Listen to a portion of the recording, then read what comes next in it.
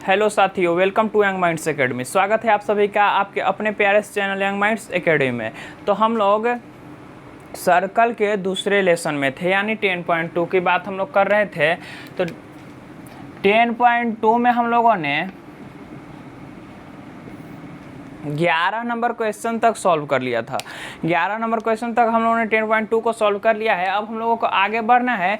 अब 12वें क्वेश्चन पर हम लोग चलते हैं। 12वां क्वेश्चन कह रहा है कि 4 सेंटीमीटर त्रिज्या वाले एक वृत्त के परिगत एक त्रिभुज ABC इस प्रकार खींचा गया है कि रेखाखंड BD और DC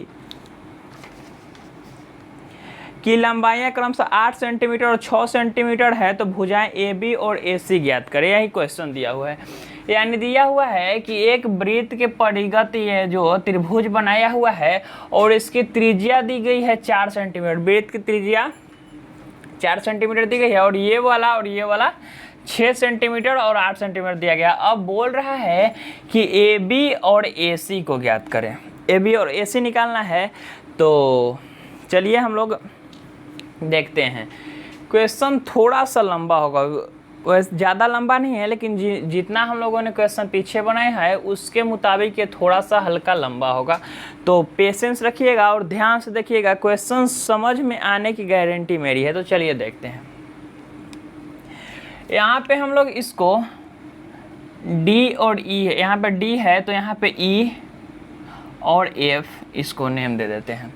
उसके बाद देखिए बात करते हैं। अब देखिए हम लोग आते हैं वृत्त के जो परिमेय है, हमारा थ्योरम है, उस पे आते हैं।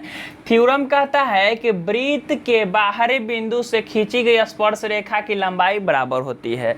तो जब यहाँ से इस पॉइंट से इस पे स्पर्श रेखा खींचा गया है तो इसकी लंबाई भी 6 सेंटीमीटर होगी यहाँ से यहाँ तक की, और यहाँ से यहाँ तक की लंबाई 8 सेंटीमीटर होगा।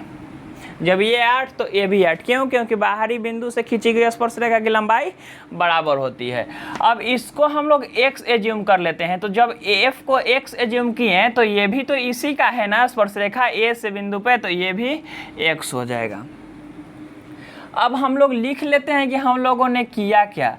तो सबसे पहले हम लोगों ने माना कि AF बराबर x है। AF बराबर x हम लोगों ने माना है। AF बराबर x हम लोगों ने मान लिया। तो जब AF बराबर x, इसलिए जब AF ऐसे लिख लेते हैं, इसलिए अगर हम लोगों ने AF बराबर x लिखा तो AF इज इक्वल के किसका है? AE के, और AE किसका होगा? AX के। यहाँ तक समझ गए। अब हम लोग भुजा को लिख लेते हैं। AC भुजा अगर लिखे तो AF प्लस AC होगा। AC लिखे तो क्या होगा? AF प्लस AC होगा। यानी AF होगा AF प्लस FC, यानी होगा x प्लस 6। x प्लस 6 होगा हमारा AC भुजा। अब AB को अगर देखें तो AB भुजा हमारा होगा x प्लस 8। x प्लस 8, आधा आधा को जोड़ के 1 हम लोग कर रहे हैं। अब BC की बात करते हैं। अगर BC पे हम लोग आए तो 8 और 6 कितना हुआ? 14। ये सब किस में है? सेंटीमीटर में है। सेंटीमीटर में है। अब हम लोग चलते हैं। अब हम लोग ये जो त्रिभुज है, इस त्रिभुज की भुजा कैसे निकाल सकते हैं? एरिया निकालते हैं। सबसे पहले इसका एरिया निकालते हैं। 2 ढंग से हम लोग इसका एरिया निकालेंगे और दोनों को बराबर करके इनकी भुजाएं ज्ञात करेंगे। तो चलिए आइए बात करते हैं। सबसे पहले हम लोगों ने एक फॉर्मूला पढ़ा है अर्ध परिमाप वाला, S बराबर A plus B plus C by 2।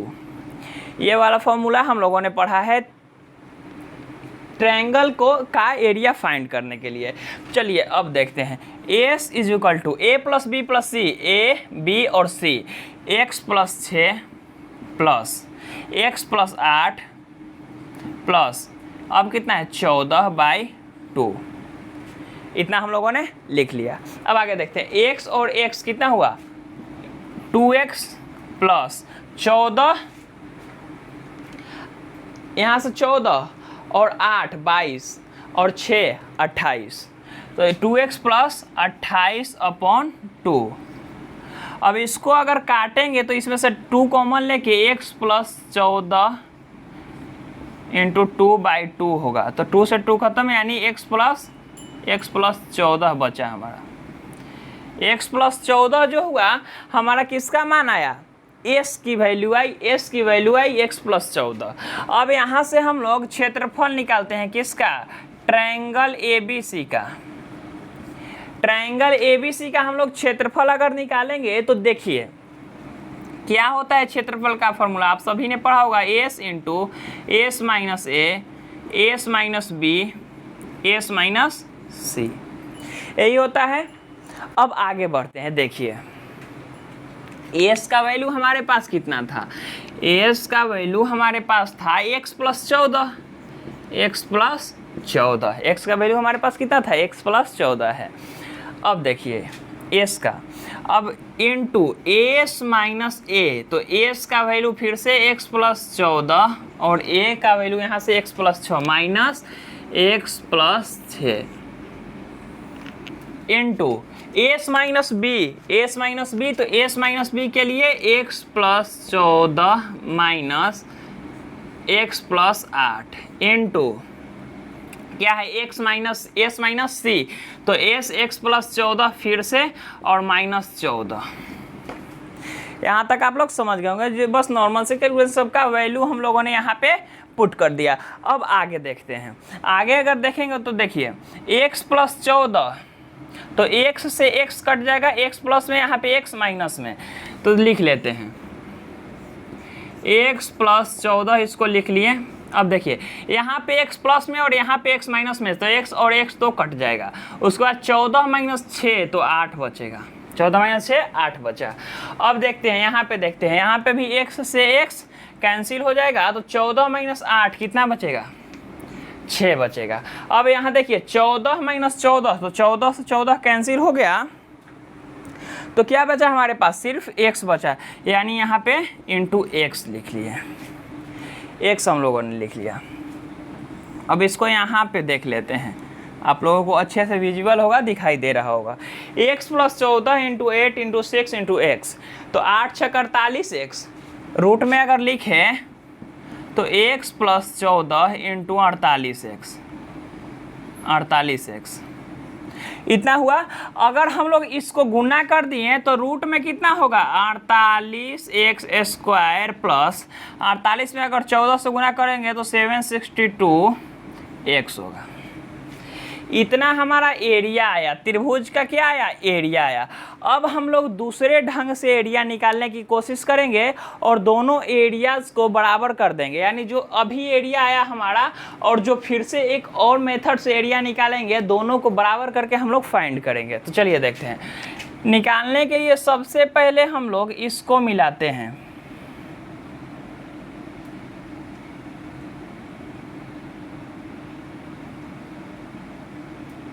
हमने इसको मिला दिया, सबसे एक एक लंब डाल दिया, इसको मिला दिया। अब देखिए इसको मिलाते ही हमारे पास 3 त्रिभुज बन के आ गया। एक तो ये वाला त्रिभुज है यहाँ से यहाँ तक, अगर केंद्र को O मान लिया जाए तो एक ये वाला त्रिभुज है जिसको मैं मार्क कर रहा हूँ, एक ये त्रिभुज है, और दूसरा देखिए दूसरा ये वाला त्रिभुज है,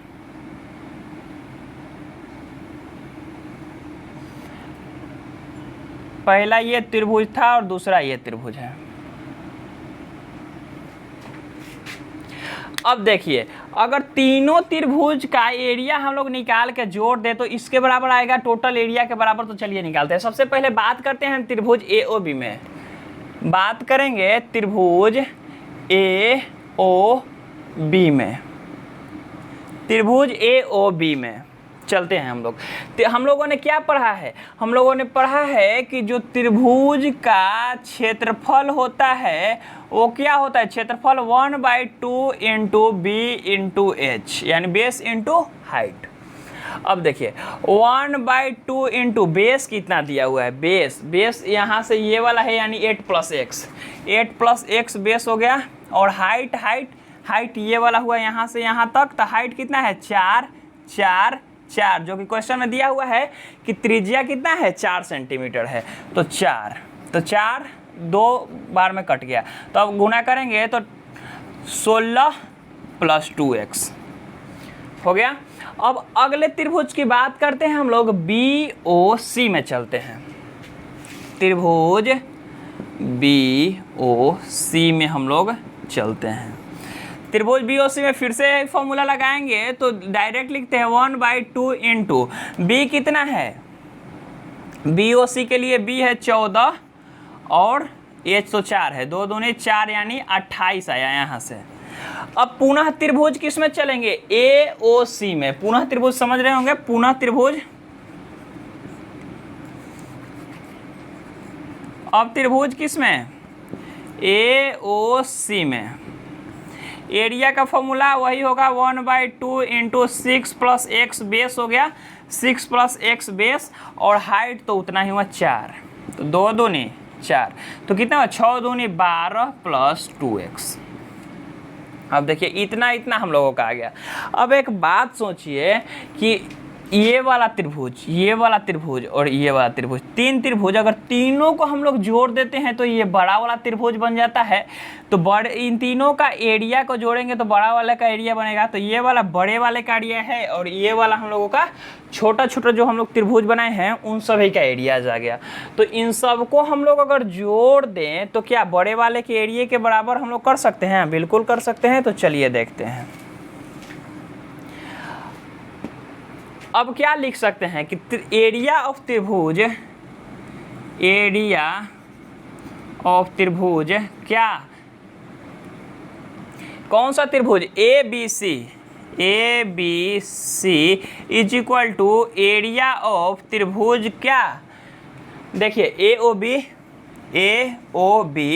प्लस त्रिभुज BOC, त्रिभुज BOC प्लस त्रिभुज क्या AOC, त्रिभुज AOC।